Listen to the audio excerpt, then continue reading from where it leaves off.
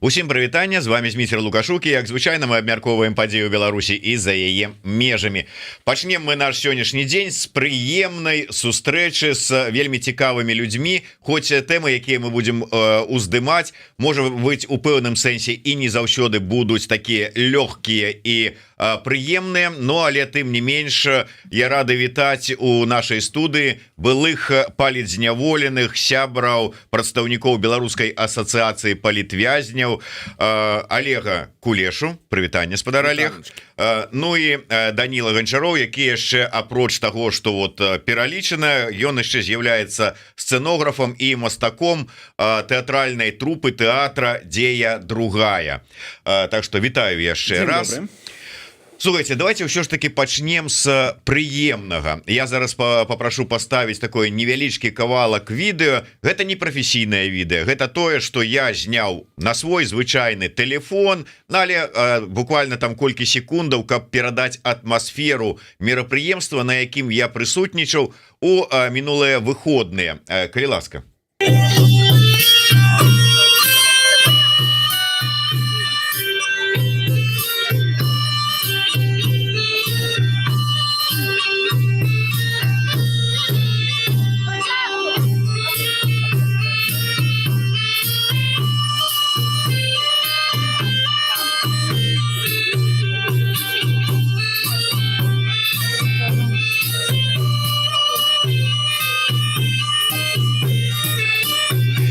Ну вось такое мерапрыемства, я не здарма яго паставіў менавіта падчас вось нашага стрыма з гэтымі людзьмі, былымі палітвязнямі, таму што, Олег, чаму, што гэта было за мерапрыемства? Ну, таму што, па-першае, мы не былыя палітвязні.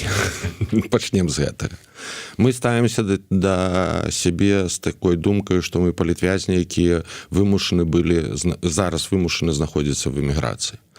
І вось колькасць нашых палітвязяў уже стала такая вялізная, што нам у тым годзе яшчэ парадзілася такая ідэя, што патрэбна збірацца, патрэбна размаўляць паміж сабою, таму што людзі замыкаюцца ў нас ва ўсіх, хто прайшоў вось праз такі складаны шлях, сваё асаблівае такое асяроддзе. А ўрэшце гэта все выліваецца зараз у цудоўны фэст такі. Ведаеце, у тым годзе мы збіраліся маленькімі кубкамі, а калі я быў у гэтым годзе на Купале, я звонку стаяў, назіраў, гляжу, вось нашы палітвязні ідуць да людзей. А людзі на іх дзівяцца ім не зусім цікава. Ну, гэта ваш асабісты боль. І гэта все прывяло да таго, што ў нас атрымалася. Але гэта рабілі палітвязні. Вось адзін, другі, гукач, таксама. Гэта сябры палітвязняў, якія тут у Варшаве.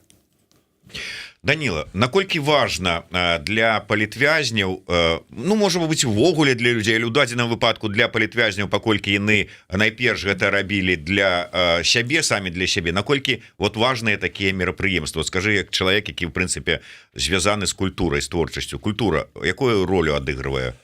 Ну, глядзіце, сапраўды гэта ўжо другі, можна сказаць, фэст. Пачалі мы, то есть мерапрыемства першапачаткова называлася сапраўды палітвязні на Вісле.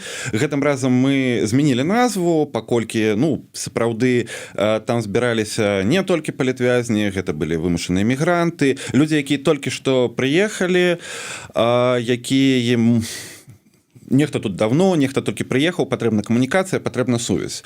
І сапраўды весной гэтага года у Олега ўзнікла ідэя, што якая трансфармавалася ў ходзе таго, в разуменні неабходнасці праводзіць час ад час такія камерныя мерапрыемствы, дзе, ну, наколькі гэта магчыма, паколькі мерапрыемства праводзіцца праз палітвязней, дэпалітызіраванае, проста прыемны вечар для людзей, якія вымушана з'ехалі з Беларусі, сустрэцца, правесці вечар, адпачыць, пазнаёміцца і адчуць сабе, ну, на нейкай цвёрдай глебе в новых умовах, в якіх яны апынулись. Вось. І першы раз нас падтрымаў Дзянісаў, Дудары. В выніку да восені гэта крышачку падрасло і па колькасці людзей, і па колькасці выступоўцаў, і сапраўды гэта выглядала як сапраўдны фэст. на яком частка людзей сапраўды пастаялі, паслухалі музыку, частка пасядзела ў вогнішча. Хадзілі людзі, збіралі фідбэк у прысутных.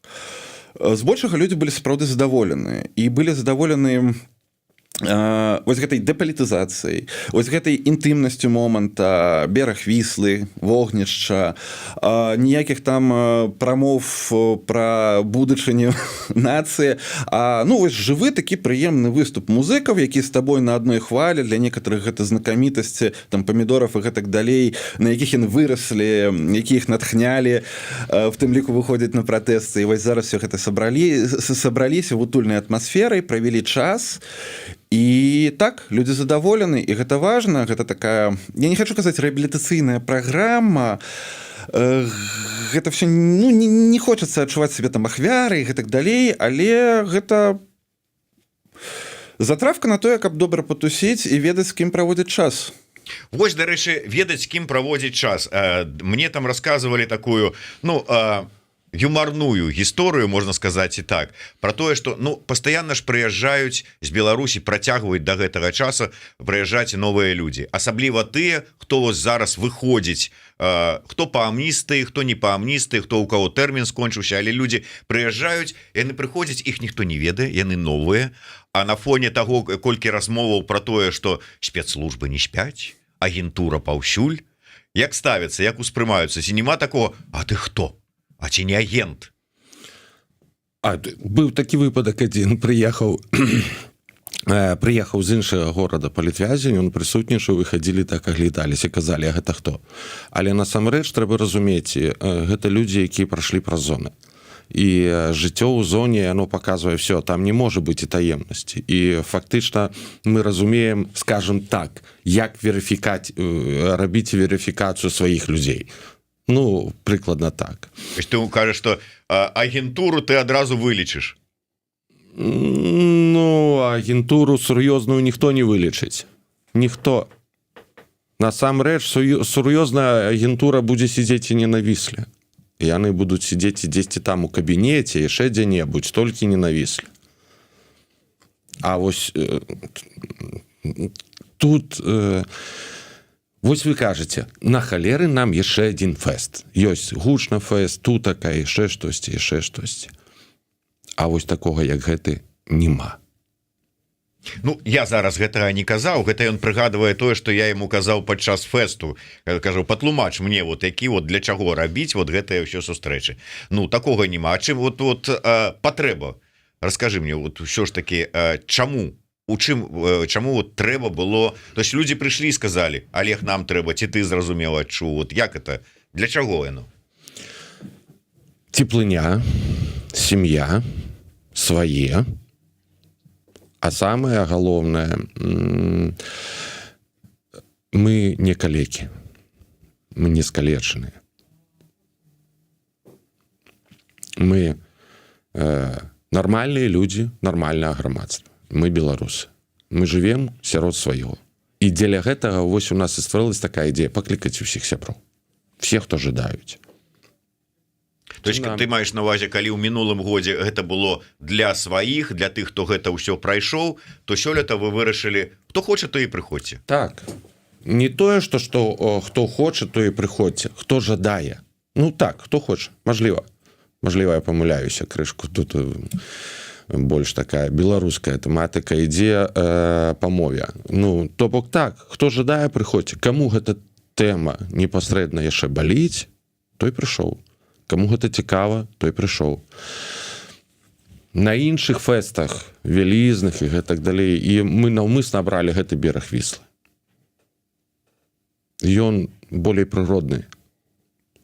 Іншы ён болей афіцыйны. У нас афіцыозу няма. У нас вось прыходзьце, смажым шашлык, емо, грэемся, каля кастра спяваем песні.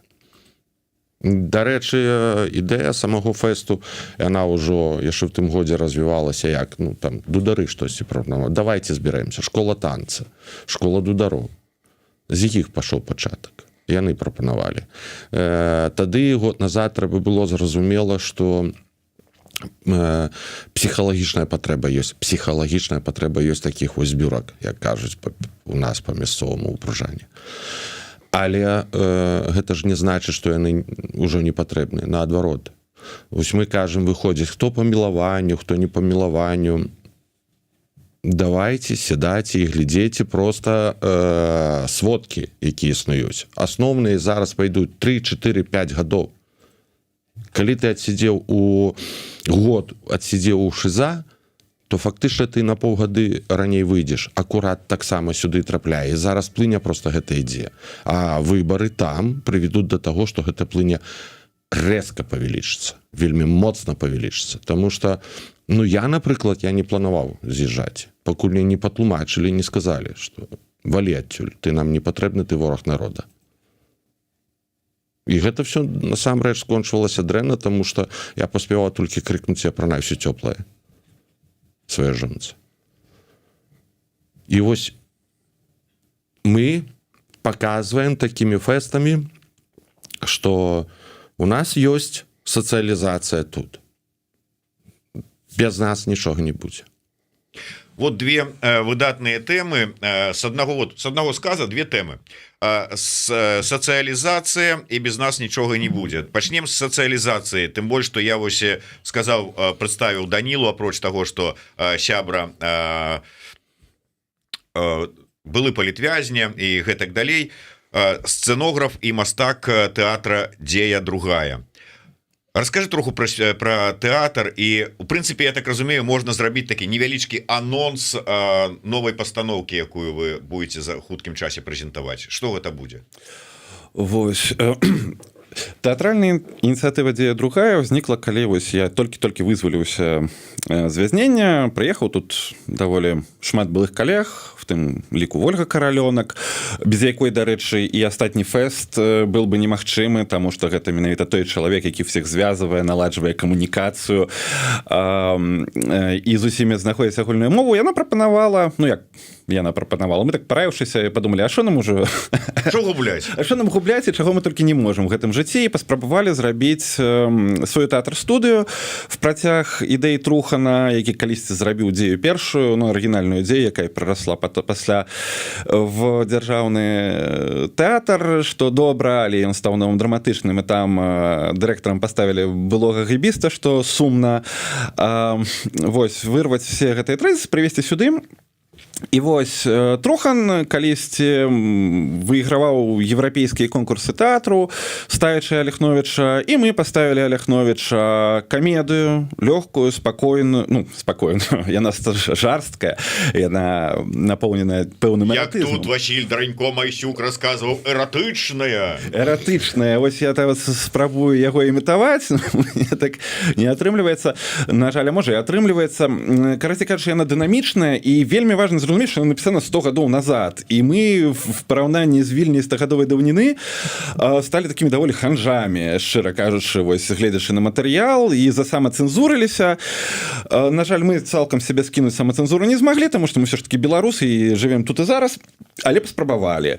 Атрымаўся такі цікавы для прагляду спектакль. Раю, запрашаю 20 кастрычніка, і апроч таго ў лістападзе чакайце спектакля паводле біяграфіі Быкова. Так здарылася, што амаль непрыкметна прайшла ў гэтым годзе, прайшлі яго ўгодкі, 100 год споўнілася сапраўды народнаму беларускаму пісьменніка, якога шанавалі і паважалі, падавалось бы, усе, але прайшло вось неяк незаўважна з боку гледжання культурнай дзейнасці, там сціпла ўзгадалі, а ёсць што ўзгадаваць, большасць беларусаў не знаёмы з яго сучаснымі творамі, не ведаюць, як ён, прабачце, вячорку ў сваіх астатніх аповедах расстрэльваў за змену дзяржавы разам з Пазняком. І вось мы ўсё гэта сабралі в адну біяграфічную аповед, сцэнар, і будзем прадстаўляць яго прыблізна 13-17 лістапада. Таму таксама сачыце, запрашаем. Там ёсць над чым паразважаць. І зноў жа, гэта все ж такі загорнута больш-менш в такі камерны камедыйны фармат. І зноў жа, менавіта самыя змрочныя часы параджаюць камедыю. Мы все адно не можам зараз сысці ад таго што нам баліць. Толькі мы прапануем размаўляць гэта не з пазіцыі прапаганды за тых ці за тых, а проста размаўляць на гэтую тэму, раскрывацца, існаваць в ёй і прымаць. Ну і вот трошку про камедыю, але ў такім сумным плане.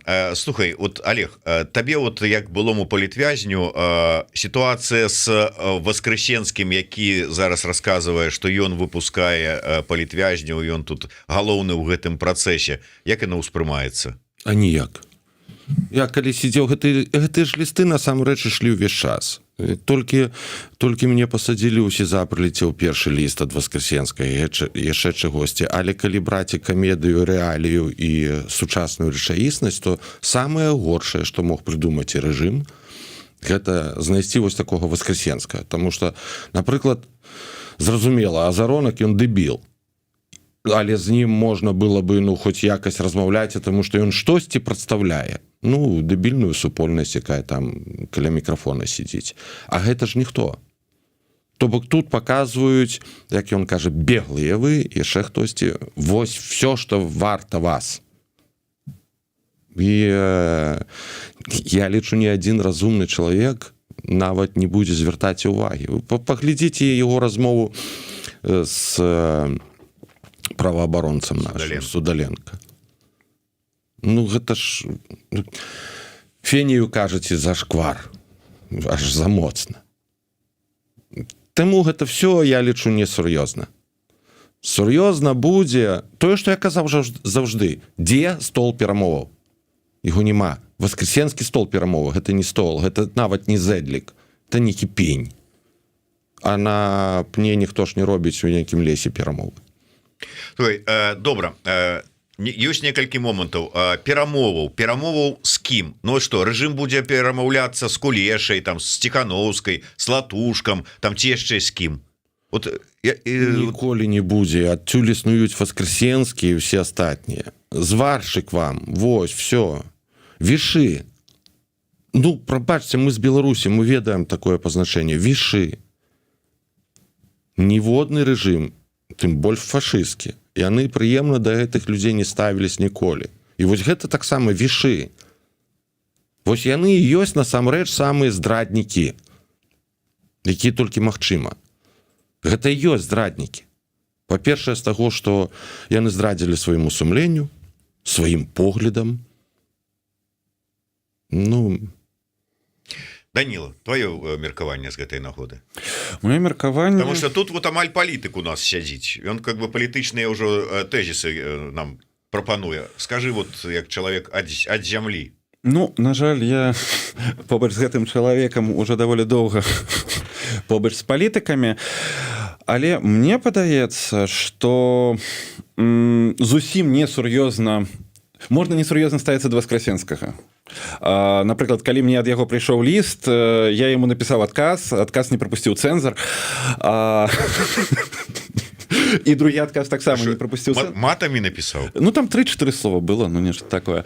Вось. Мой ліст яму так і не выйшаў.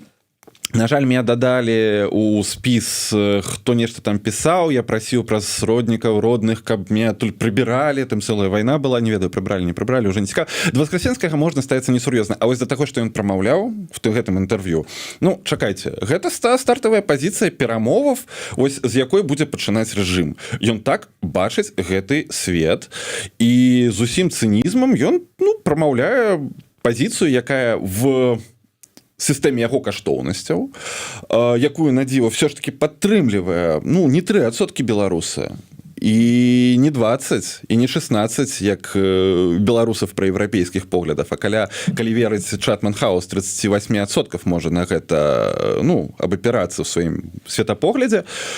Ён выкладывае стартавыя пазіцыі перамоваў, і ён паказвае рэальнасць, якой існуе рэжым. Не падабаецца яна нам, падабаецца, неважна, яна такая. І з ёй трэба, паколькі за ім таксама, як і за рэжымам стаяць некаторыя беларусы, з ёй трэба лічыцца. І гэта непрыемна, яе трэба перамагаць. Гэта і дыскусіённае пытанне падбору словаў в прамовах. Але несур'ёзна да яе ставіцца таксама не варта. Ён паказаў, што рэжым ставіцца для тых, хто супраць яго там нават не тое, каб далёка пайшоў, як да мяса, як для прадмета гандлям, і што ён гатовы гандлявацца. Вось. Таксама будзе пытанне да вас абодвух, размовы пра тое, што ўсё ж такі дэмсілы павінны, івогуле мы ўсе павінны мяняць сваю стратэгію, бачанне, івогуле нейк вот па-іншаму да гэтай сітуацыі з вызваленнем палітвязняў, з састаўленнем да іх неяк мяняць. Але ёсць такое меркаванне, што а што мы тут вот перафразуючы, скажем так, нічога пра палітвязняў без меркавання саміх палітвязняў. Зразумела, спытацца меркаванне, як яны ставяцца да гэтага ўсяго працэсу, ці трэба іх выкупляць, ці трэба там што яшчэ рабіць, гандлявацца, там яшчэ мы спытаць не можам. Але вось, да прыкладу, вы, асацыяцыя былых палітвязняў. У вас, вашага меркавання пыталіся, вот, маўляў, давайте, хлопцы, дзяўчаты, вы былыя палітвязні, вы збярыцеся, абмяркуйце, выпрацуйце ваше бачанне, вашу стратэгію і дайце нам, палітыкам, якія за кратамі не былі, каб мы разумелі сітуацыю. Было такое, па-першае, па-другое, що ж таки ваше бачанне вот усяго гэта, як трэба дзейнічаць? Хай пачне. Ну, добра. Ну, прынамсі, мяне вось так вось мэтанакіравана, каб мне не ведаю, на Gmail прыйшоў ліст з запрашэннем на вялікую канферэнцыю палітвязняў ці да вялікай соцапытанкі сярод палітвязняў, не ведаеш, штось такое, ну, не было. І я вельмі шмат палітвязняў ведаю, якія мэтанакіравана трымаюцца па-за межамі любых асацыяцый, палітычных структур, таму што, ну, павагі ў іх, скажем так, не так і шмат. З аднаго боку тут пытанне павагі, а з іншага боку тут пытанне таго, што ну, яны самі могуць па сябе праклапаціцца, і ніхто не хоча вось гэтай вельмі шмат людзей не хочуць, каб да іх ставіліся як да ахвяр. Яны цвёрда разумеюць, што яны пабывалі за кратам, але гэта не дасягненне, гэта трагедыя, і яны здолелі, вось дасягненне в тым, што яны здолелі пераадолець гэтую трагедыю, ісці далей. І так сапраўды ім есть што сказаць. У іх гэта вельмі часта адукаваныя людзі, некаторыя з іх там неблагія аналітыкі і в галіне бізнеса, і ну, сапраўдныя аналітыкі, не тыя, якія сёння тлумачаць, што было ўчора, а тыя, якія кажуць, што будзе праз тыдзень, гэта правда. Такога, на жаль, в беларускам прасторы медійным, ну, не хапае. Вось, і ці не вылазяць. І не, ніхто іх нічога не пытаў. Прынамсі, рабілі, не рабілі, можа быць, спрабавалі. Але дастатковага піара і асветы гэтых дзеянняў, не, на мой погляд, не было. Добра, ваша пазіцыя па гэтым пытанні? Вот асабістая. Нават не як прадстаўніка асацыяцыі, а вот чыста асабістая. Ну, мне падаецца, што спробы ціску на рэжым все ж таки маюць рацыю, але, зноў жа, я з пабудавання свайго светапогляду вельмі моцна абапіраюся на тое, што робіць Chatham House і астатнія статыстычныя агенцыі. Чаму? Таму што гэта хоць нейкае набліжанае да аб'ектыўнасці бачання света, а не тое, што я па меркаванню абмежаванага кола знаёмых, незнаёмых, абмежаванага кола знаёмых, незнаёмых там людзей, там в сваёй бурбалке вырашыў, што вось так ёсць. І сапраўды па гэтым апытанкам ствараецца образ чалавека. І вось ціск на рэжым патрэбны, і можа быць сапраўды патрэбны праз санкцыі. І можа ён да чагосьці прывядзе. Але было б файна, каб мы больш намагаліся, каб людзі в межах Беларусі разумелі, для чаго гэтыя санкцыі. Таму што добрых 80% беларусаў в Беларусі, якія насамрэч могуць в тым ліку паўплываць на сітуацыю з палітвязнямі, там, на месцы. Все одно там есть чыноўнікі, не чыноўнікі, якія вліваеце, давайте яшчэ вось 10 чалавек. Так яны там пасукі, не пасукі, шуры, завіце як хочаце, але яны вызваліць гэтых людзей. Так? Але яны не разумеюць в Беларусі, на што мы вводзім санкцыі і з чым мы змагаемся. Чаму гэта б'е па ім? І гэтая інфармацыя не даносіцца да людзей. Ніяк. Хаця большасць, абсалютная большасць беларусаў, там, ну, не абсолютно, там 48%, все ж таки слухаюць і апозіцыйныя, і неапозіцыйныя СМІ, і параўноўваюць інфармацыю. І яна да іх не даходзіць. Яны не ўспрымаюць так, як мы адсюль. Гэта трэба прапрацоўваць. І ці варта раіцца з палітзняволенымі? так варта, а в яком фармаце правесці канферэнцыю з дэлегацыяй можа ўжо запозна, але нейкія соцапытанкі безумоўна трэба весь час маніторыць. І гэтай працы, на мой погляд, назадзены. Прафесійна яе не ведецца. Болей таго, я магу сказаць, што тое, што ўжо назіраецца апошніх паўгады, з'яўляецца такі умоўны тэзіс. Мы з палітвязнямі разбіраемся без вас, палітвязні. Гэта самае горшае, што толькі можа быць. Таму што насамрэч, вось, напрыклад, у нас любая там супольнасць, любая грамадства, яна там зараз існуе ў нейкіх чатах, яшчэ чагосьці і гэтак далей. У нас асацыяцыя на гэтым не замыкаецца, яна крышку болейшая. То бок ёсць людзі, якія дапамагаюць, якія лічаць сябе чальцамі асацыяцыі, але не знаходзяцца ў чатах, яны ведуць іншую справу і даволі годную. Але да іх таксама ніхто не звяртаўся. Ніхто не пытаецца палітвязняў адарма. Разумееце як? Гэта калі мы будзем ставіцца з такого погляда, існуе вайна. Вось в Украіна гэта гарачая вайна. Беларусь это умоўная холодная вайна, скажем так. Суадносна ваяры, якія ваююць в Украіне, гэта ваяры. А ў нас ваяры гэта вось непасрэдна палітвязні. І калі глядзець з такіх пазіцый, то атрымліваецца, як пасля Другой сусветнай вайны перамаглі, а ніхто і не пытаўся таго пераможца. На халеры ты ўвогуле ішоў са зброяй на ворага. І вось гэта таксама нагадвае такую сітуацыю. Гэта самае горшае, што можа быць, таму што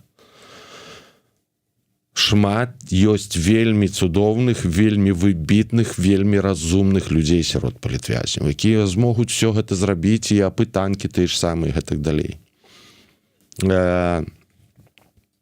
Існуе хуткая дапамога, якая дапамагае, разумееце, вось я кажу, як прыклад кажу. Толькі палітвязень ведае, як папіць гарбаткі. І гэтым сказано все. Насамрэч, гэта вельмі такі глобальны і такі сур'ёзны сказ. Як гэта? Мы сядаем за стол перамоў, не пытаемся палітвязняў. Мы ведаем, колькі смерцяў, мы ведаем, колькі сломаных жыццяў. Вось наш гукач, які праводзіў гэта мерапрыемства, ён жа ж ледзь слых уратаваў у гэтых калоніях. Это ж канцлагера. Ён цудоўна з тэлефона все зрабіў на нашым фэсце. Кожны з нас выходзіць, у нас даволі сур'ёзныя псіхалагічныя праблемы, але мы з імі жывем, мы не лічым себе ахвярамі, але мы задаем пытанне, на халеры тады гэта все. Каб не здалася так, што потым проста беларусы скажуць, вы прабачце, мы іншага жадалі. Калі мы далей так будем працаваць. Як там было пасля Афганістана? Мы вас туда не пасылалі? Так. І фактычна вось гэты выпадак з тым самым карагоднай справай і гэтак далей. Это ваш асабісты боль. То бок вось як з Афганістанам. Мы вас туды ж не пасылалі. Дарэчы, Олег, калі не будуць займацца гэтым палітвязні, то да гэта ўсё прыйдзе. Ось правильно было сказано наконт того, что можно по-рознаму ставіцца да Воскресенскага, але я так думаю, что можа ён угадывае сапраўды, можа ему таварыш майор там пэўныя тэзісы подкидывае, якія трэба агучыць, паколькі ему далі карт-бланш на прамовы, размовы з незалежнымі СМІ там ці з іншымі прадстаўнікамі. Словы про тое, что па-першае, зараз паколькі плюшак ад захаду на вызваленых людзей у абмен не дачакаліся, зараз нічога новых партый і не рыхтуецца і не разглядаецца, што маўляў, мы чакаем пакуль захад адкажа. Ну а наконт пачобута пусть Сікорскі прыедзе таксама з падарункам для Лукашэнкі і пытанне вырашыцца. Вот у гэтай сітуацыі як нам усім на гэта ўсё рэагаваць? То есть гандаль пачынаецца ці па крайней меры яго прапаноўваюць цынічна, але што рабіць? Ну, па-першае, я застаюся сам асабіста на тых поглядах, што Воскресенскаму, акрамя таго, што рассылаць падштовкі, больш пакуль нічога не далі па-сур'ёзнаму. Ён не можа нічога прапанаваць, і нават калі мы не будзем браць і прозвішча Воскресенскі. То бок гэта все гульня. Гульня, якая ідзе перад выбарамі, Лукашэнкі абавязкова трэба правесці гэты 25 год, яму абавязкова трэба падтрымка, пачаць размовы з захадам. Чаму? Гэта таксама шматвектарнасць, і адзін з вектараў. Гэты рэжым, ён не можа існаваць без захада. Вось Даніл нават скажа, што гэта так дзейсна ёсць. Ведаеце, што в зонах все абсталяванне медычнае, яно еўразвязаўскае. Яно не працуе, ну большасць.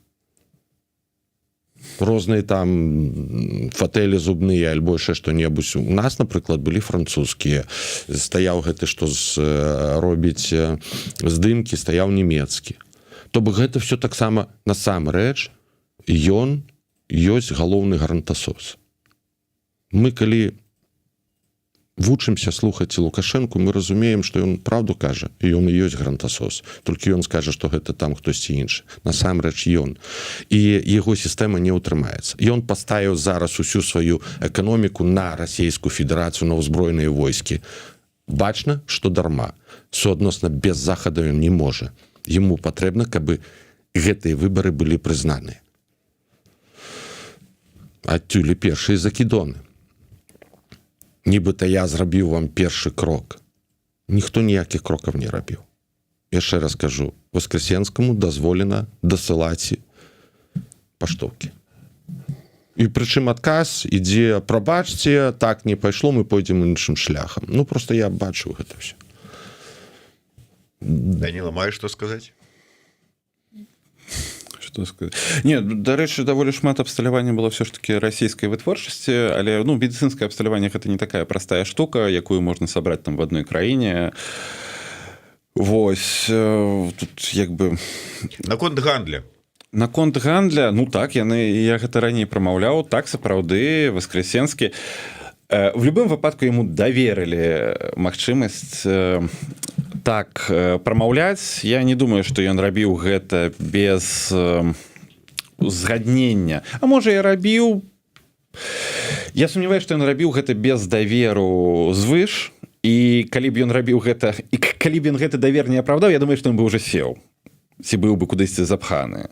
Вось. Ён цынічна прапанаваў гандаль. Гэты гандаль насамрэч, калі чытаць тую ж Савбелку, ніякай навіны в тым, што ён сказаў, няма. Гэта гучала, я яшчэ сядзеў, калі чытаў Савбелку, гэта гучала там ледь не в кожным выпуске там мукавозчыка, нейкая такая рыторыка. Воскресенскі, можа быць, я сказаў больш інтэлектуальна пры всім пры гэтым, нягледзячы на тое, што там паплыў, заблытаўся в пачатку і канцы таго, што ён казаў, там сабе крышку насупярэчыў, але нейкая інтэлектуальная падача была. Вось, прапанова гандля была. Можа быць, гэты гандаль ідзе, ніхто ж нас не валодае поўнай інфармацыі о тым, што адбываецца і ў якім стане, на якім узроўні перамовы. Але вось як бы прапазіцыя кінутая, яе пачула вельмі шмат беларусаў. І ён стварыў павестку, ад якой большасць зноў жа беларусаў, таму што гэта пачулі і тыя, хто карыстаецца апазіцыйнымі СМІ, не апазіцыйнымі, все пачулі гэтую прапазіцыю. І ён зрабіў насамрэч, калі так падумаць, шмат. Накінуў на вентылятор, як кажуць. Давайте яшчэ на завяршэнне нашай размовы закранем одну тэму. Я разумею, што мы тут усе, я асабліва, і вы таксама, не юрысты-міжнароднікі, не ведаем, як там працуе гэтая ўся сістэма, але просто пункт гледжання чалавека, палітвязня, грамадскага актывіста. Ось сітуацыя з Гаагай і Лукашэнкам як вамі ўспрымаецца? Для мяне як мара. Вось непасрэдна я кажу сам, як палітвязень, не былы палітвязень, як чалавек, які прымушаны быў з'ехаць і які мае думку сур'ёзную аб тым, што мы будзем павяртацца. Для мяне, канешне, мара. Лепей, канешне, як гэта быў суд у... Я нават не Мінск прапанаваў бы некую вёску там маленькую дзесьці. Шклоў? Ну, Шклоў, так, у Шклоў. По традыцыі, дзе там месца сілы, ўсе дзела. Але лепш Пінск. ён так палохаецца Пінска, вось у Пінску акурат саме тое. Яму ж там некая там варажбічка нагадала, што ён непасрэдна, калі прыедзе ў Пінс, то яго там заб'юць і гэтак далей. Але нам патрэбна вельмі моцна зараз працаваць з нашымі партнерамі, і вось такая праца, гэта самае галоўнае. Нам разгляданне справы ў Гааге, ну, насамрэч, давайте глядзеце. Станоўчых вынікаў па гэтых справах не вельмі шмат, але ёсць, скажем так. Некаторыя просто не дажылі, не паспелі іх арыштаваць, іх пазабівалі і так далей. А з таго, што вынік нейкі ёсць, суадносна працаваць і патрэбна. Але гэта адзінае афіцыйнае, што можа паказаць дзейсна нашу сітуацыю ў Беларусі з юрыдычнага боку. І гэта вельмі важна.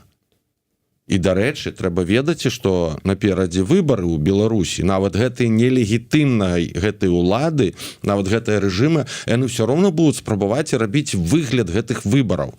Так ён будзе, як у савецкія часы, чарка-шкварка там і прыйшлі, аддалі, ось. І кітайская аўтамарка. Так, і кітайская аўтамарка, вось. Але яны будуць спрабаваць гэта рабіць. Ну і да чаго гэта будзе? Дойдзе. Вось нам патрэбна зрабіць і так, каб мы паспелі да пачатку. Яны ж не дарма на пачатку года перанеслі выбары. Спадзяюцца, што паспеюць. Ну, міжнародны злачынца ідзе ў кандыдаты ў прэзідэнт. Ну, насамрэч, у яго ж гэты сістэма вось гэтая, яна аднолькавая ўвесь час.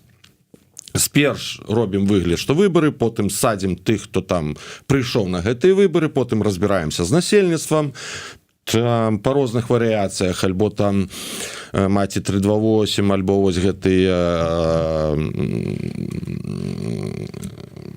вялікія шэсці там за дармаедаў, там у берасці прадпрыемства, яшчэ штосьці, з імі разбіраемся, потым зноў усім абяцаем па 500, і потым садзім адразу же хабаршчыкаў, садзім там кагосьці з міністэрства 3, 4, 5, 6 чалавек, каб паказаць, і зноў выбары. І ўжо пасля гэтых другіх выбараў зноў выпускаюцца. Уж паглядзіце, былыя кандыдаты, які там паспелі пасядзець і гэтак далей. Яны пасля гэтых выбараў выпускаліся наступных. Ёсць такія выпадкі. Суадносна яго сістэма будзе так і далей працаваць. І тое, што я казаў, калі мы хочам перамагчы, вызваліць палітвязняў, мы не павінны мець думкі, мы павінны працаваць. Ёсць магчымасць выкупіць, ёсць нам, нашы партнеры паказалі, калі вы хочаце вызваліць і сядаце за стол перамоваў, пра гэта не павінны чуць ніхто. І вось паглядзіце, буйныя краіны света вызвалілі сваіх, вызвалі там у Расіі кагосьці і так далей. Яны зрабілі сваю справу, і пра гэта ніхто не ведаў. Вось так трэба рабіць. Тады мае сэнс. А калі мы будзем гучна бегаць і шукаць і стол, зэдлікі, яшчэ штосьці, ну так і застанецца Воскресенскі, всё. Бла-бла-бла. Ну чаму? Будзе яшчэ медіатар Протасевич. Ну так, медіатар Протасевич. Як там было сказано, ну это ж тот человек, которому это избеглые доверяют. Ну ты ж давяраеш Протасевичу? Не. Не вры. Бачу па вачах, што давяраеш. Я хацеў бы трошку іншую сітуацыю, просто на завяршэнне ваше меркаванне по такім пытанні. Усё ж таки тут всплыла недавно тэма про тое, что вот тут гэтыя і фонды і ўсе астатнія там типа дрэнна ставяцца і можа быть нават адмаўляюцца падтрымліваць тых, хто выходзіць, хто напісаў прашэнне на памілаванне. Ці сапраўды такія размовы там хадзілі, ці былі перасцярогі пісаць ці не пісаць? Вот прыйшоў ліст ад Воскресенска, ён прапановвае: пішы на памілаванне. І былі думкі: а вот я напишу, а як мяне там сустрэнуць, а можа там і дапамогі не будуць, а пальцам будуць паказваць. Вот такое ёсць ці нема ўвогуле? Вот як і там, і вот тут зараз, вот як насамрэч стаўленне да тых людзей, хто выйшаў неважна як? Ну, я так спадзяваўся, што мы працягнем гэту натхняльную тэму пра дыктатара Гаагі. Ну, не дык не, вернемся да зямлі. І так, я сустракаў, ну, калі мы кажам пра тое, што адбываецца ў калоніі, то як бы вылучаюцца вось 3-4 групы людзей.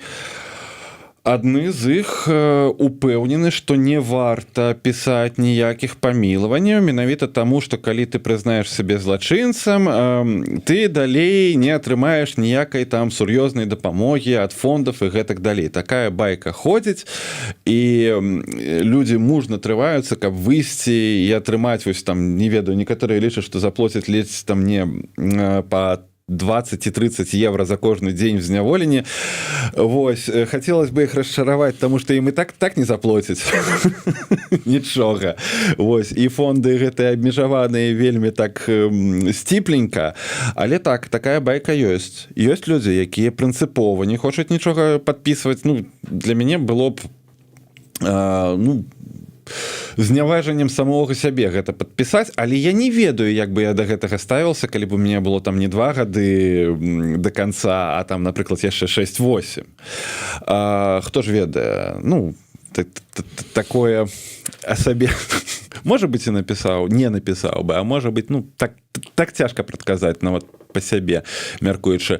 Ну і таксама вельмі шырокі бок гледжання, што ввогуле, ну, больш за ўсё распаўсюджаны, нават пад канец майго тэрміну было тое, што ввогуле трымайцеся падалей ад весны, ад дысідэнта, хавайцеся вы ніякія не палітвязні, даказвайце гэта ментам, даказвайце гэта всім. Калі вы патрапіце там туды, ну, па замежжы інфармацыя пра вас, у вас пачнуцца праблемы. Такое меркаванне было. Ідэя Ціхановскай пра тое, што кожны мае дзеяць так, як ён лічыць у гэтай цяжкай сітуацыі патрэбным, таксама была распаўсюджана. Яна, хутчэй за ўсё, на другім месцы. Вось, паміж тымі, хто ввогуле трымацца ад гэтага падалей і ісці на супрацоўніцтва, далей ідуць тыя, хто па сітуацыі, вось гэтая рыторыка Ціхановскай, і трэцяе месца тыя, хто не піша з-за баязні пасля згубіць нейкія кампенсацыі. Чацвёртае месца гэта прынцыповыя ёлупні. Ну, неяк так. Ну, пазіцыя Ціхановская, гэта, дарэчы, не... Ну, агучаная праз Ціхановскую. Агучаная, так, але гэта ввогуле ізраільская сістэма, то бок, калі ты трапляеш у палон, табе дзяржава все адразу прашчае, таму што твая галоўная мэта — выйти жывым. І лічу, што вось гэтую лухту пра тое, што тут хтосьці не дапаможа, калі ты там далучыў супрацоўніцтва, там працуеш, альбо яшчэ што-небудзь, альбо пагадзіўся на мілаванне, гэта насамрэч праца рэжыма. Мне так падаецца. Ну так, вам і так не дапамогуць, не хвалюйцеся. Вам, па-першае, і так ніхто асабліва не... Не, праграма лікавання ёсць. Ну, так, дзякуй. Так, дзякуй. Праграма лікавання ёсць, некая падтрымка першая пачатковая ёсць. Не тая, што патрэбна палітвязям, гэта таксама відавочна. Але, ну, штосьці ёсць. Нельга сказаць, щоб нічога не працавала. Но гэта не залежыць ад таго, пісаў ты на мілаванне, ці не пісаў ты на мілаванне. Нармальным людзям на гэта все чхаць. Іншая справа, калі ты падпісаў угоду на супрацу. Вось тут іншая справа. Але тут таксама ёсць 2 варыянты.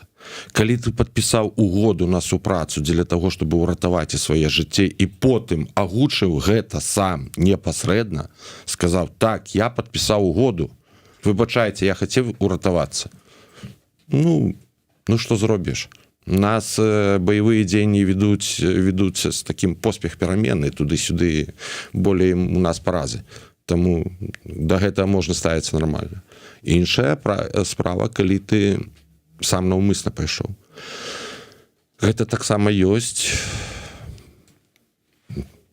Праграму лікавання, як кажа Байхелп, по праграму лікавання трэба напісаць і заяву. Прымуць усіх. Ну, ось так. Дзякуй вялікі. Даніла, некалькі слоў. Ты так, я цябе расчараваў, калі вот саскочыў з Гаагі, а ты так вот можаш сказаць, калі ёсць што сказаць? Ну каб не выйшаў расчарованы са студыі что не далі па Гаагу высказацца про Гаагу, ну шчыра кажучы, я не лічу что гэта вось такая прям вось нагода для вялікай размовы. Дыктатар в Гаазе гэта заўжды натхняльна, прычым неважна якой краіны, калі чалавек прынес злое потрапіў туды, это файна, але ж дыктатар калі будзе перад пераследам, калі гэта не дасць ему легітымізавацца, гэта будуць дадатковыя санкцыі, дадатковыя праблемы, якія заўжды як заўжды перакіне на насельніцтва краіны, якую ўзначальвае. І вельмі важна папрацаваць, каб насельніцтва разумела, за што яму прыляцела. Дыктатар-то разумее, а вось насельніцтва не заўжды. Ну гэта пытанне асветы. Ну вот гэтым мы і займаемся перыядычна. Дзякуй вялікі нашим гасцям за тое, што завіталі ў студыю і распавялі сваю пазіцыю, сваё бачанне, а гэта бачанне у тым ліку і прадстаўнікоў беларускай асацыяцыі палітвязняў і таму яно для нас вельмі карысна. Олег Кулеша, Данила Ганчароў, спасылка на старонку ў Фейсбуку тэатра «Дзея другая» ёсць у нас тут у каментатарскай. Калі ласка, сачыце за пастаноўкамі тэатральнымі, якія робіць тэатр «Дзея другая». Раю ўсім завітаць, сапраўды вельмі цікава. Ну а як знайсці беларускую асацыяцыю палітвязняў, я думаю, ужо падказваць не трэба, але але калі што, то знайсці таксама можна ў нас у апісанні. Дзякуй вялікі. Олег Кулеша, Данила Ганчароў у нас былі ў студыі, Зміцер Лукашук працаваў для вас. Жыве Беларусь. Жывешна.